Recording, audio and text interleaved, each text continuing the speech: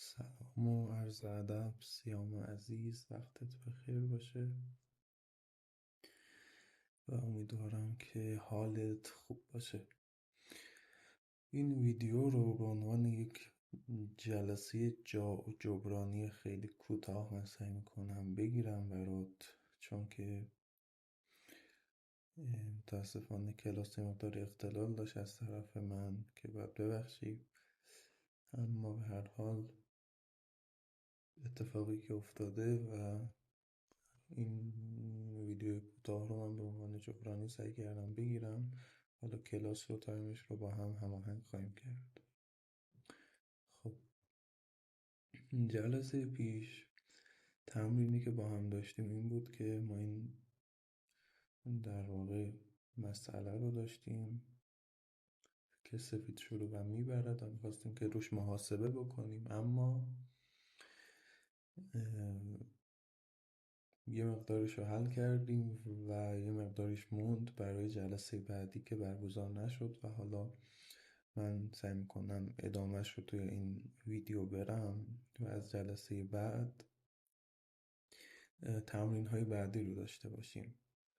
خب، این مسئله در واقع طبق اصول محاسبهمون داشتیم روش محاسبه میکردیم و به اونجا رسیدیم که با وزیر کیش میدیم و با شاه میاد F7، چرا که فیل در چشم رو ما جلسه پیش محاسبه کردیم. خب، حالا سوال اینجاست که اگر با شاه بیاد F7 چه اتفاقی میفته؟ اینو اول سعی کن خودت ویدیو رو نگه داری، در واقع پاس کنی و جوابشو خودت پیدا بکنی و بعدش حالا ادامه ویدیو رو نگاه بکنی که اگر شاه بیاد F7 ما طبق اصول محاسبه خودمون پیش میریم و شروع میکنیم از کیش سنگین ترین مهره ها به سمت سبک ترین مهره ها و از ستون H به سمت ستون A، که اینجا میبینیم وزیر سنگین ترین مهره ما هست و کیشی که داره ستون G هست از G8 و G7. خب، بین خونه های G7 و G8 سوال اینجاست که از کدوم خونه کیش بدیم؟ اون کیشی که همراه با زدنه. پس میگیم اگر با شاه بیاد F7 وزیر در G7 میزنیم و کیش میدیم که حریف باید بزنه، چون اگر نزنه سوار عقب میفته و بازی تموم هستش. پس میزنه. حالا اگر بزنه چی کار بکنیم؟ دوباره میریم سراغ کیش هایی که داریم. با رخ کیش داریم از H7 که کیش از سنگین ترین مهره هست، اما یک قاعده ما داشتیم این که کیش های پررنگ و حالا حرکت های خیلی واضح رو اول محاسبه میکنیم. یعنی چی؟ یعنی به فرض در این موقعیت که با شاه زد توی G7 ما حرکت فیل F6 مون بسیار بسیار حرکت واضح تری هست نسبت به رخ چپ. پس اول با فیل میزنیم توی F6 و میگیم که کیش و اول این لاین رو حساب میکنیم. خب، بعد از اینکه F6 رو زدیم کیش دادیم، شاه حریف سه تا خونه برای رفتن داره، خونه G8 F8 و F7. حالا بین این سه تا خونه میخواد انتخاب بکنه. میگیم که کدوم یکی از این خونه ها رو خواهد رفت و در جواب به این سوال میتونیم بگیم که آقا جان اون خونه ای که به نظرمون منطقی تره رو اول حساب بکنیم، اون جایی که به نظرمون منطقی تره براش، به نظرمون بهتره براش اونجا بریم. اما بین این سه تا خونه ای که الان داره به فرض ما نمیدونیم کدوم براش بهتره و خیلی واضح نیست که کدوم براش بهتره. به خاطر همین دوباره طبق قواعد خودمون از ستون H شروع میکنیم به سمت ستون A و محاسبه میکنیم. خب، میگیم که اول بعد از فیل در F6 کیش با شاه اگر بره G8 چه اتفاقی میفته؟ خب، بعد از شاه G8 خیلی واضحه که ما با سنگین ترین مهره‌ای که داریم رخ چشم میتونیم کیش بدیم و شاه مجبوره به خونه F7 بیاد. خب، بعد از این حرکت دوباره باز با رخ کیش داریم، رخ چپ کیش داریم، رخ فش کیش داریم، چون سنگین ترین مهره است. اما باز طبق همون قاعده خودمون کیش های پر رنگ و کیش های واضح رو اول حساب میکنیم. خب، چه کیش واضحی داریم توی موقعیت؟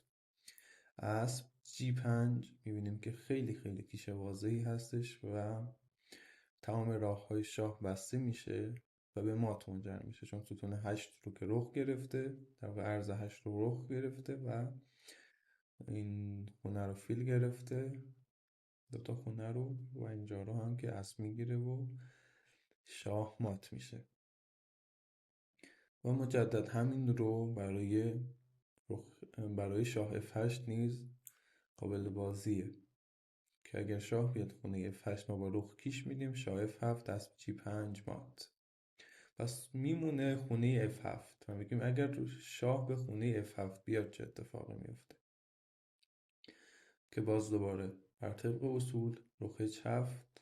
خب شاه کجا بره؟ ستون آخر دوباره داره بره و خونه E6 رو داره بره. من چرا عرض و ستون هی اشتباه میگم؟ میتونه بره عرض آخر، در واقع عرض هشتم، و میتونه بیاد به خونه E6 که اگر بره خونه های عرض هشتم و خونه G8 و F8 دوباره با همون محاسبی که قبلا داشتیم با رخ 6 و اسب G5 مات میشه، چه G8 بره چه F8 بره. و اما اگر بیاد خونه E6 باید دوباره حساب بکنیم، با رخ کیش داریم، با این رخ هم کیش داریم، اما باز میتونیم بریم سراغ حرکت های پررنگ و واضحی که توی وضعیت وجود داره، که باز اسب G5 رو هم اینجا کیش داریم و باز حرکت پررنگ و واضحی برای ما، که باز هم بعد از این حرکت شاه حریف کیشو مات میشه. چرا؟ چون خونه E5 رو که با فیل گرفتیم اسب دفاع داره و عرض هفتم هم نمیتونه بیاد اینجا، هم که خودش فیله دیگه، و شاه حریف کیشو مات میشه. خب من یه تمرین هم بهت بدم، یه تمرین امتیازی، تمرین در واقع یک تمرین 9 امتیازی، تمرین 9 امتیازی بهت بدم که این 2 هفته هم که حالا کلاس نداشتیم مقداری جبران بشه. مثلا قسمت پازل لیچس میریم، تمرین سختی بدم، البته اونقدر سخت نیست که خودم نتونم حلش بکنم، تمرینی که خودم بتونم حلش بکنم. خب همینی که اومد رو به عنوان تمرین داریم. نوبته با سیاه هستش و در واقع پازل 9 امتیازی هستش. این رو حل بکن و جوابش رو برای من توی تلگرام ارسال بکن که امتیاز رو بگیری. در مورد تایم کلاس هم صحبت خواهیم کردیم. مورد دیگه هم من بگم، اون هم در مورد فعالیتیه که برای تمرین شطرنج انجام میدی، که در واقع حدوداً یه هفته، بیشتر از یه هفته هستش تمرین و فعالیتی در زمینه شطرنج نداشتی، که این باید اصلاح بشه. و ما کلاس میگم میایم که یاد بگیریم و سر خودمون رو کلاه نذاریم، که این تمرین نکردن دقیقا به همین معنیه که داریم کلاه سر خودمون میذاریم. پس تمرینات، همون جلسه اولم گفتم خط قرمز کلاسه و الان هم میگم باید انجام بشن. این یک هفته فعالیت نداشتنه بسیار بسیار چیز غلطی هستش، مخصوصا برای شما که کلاس میای.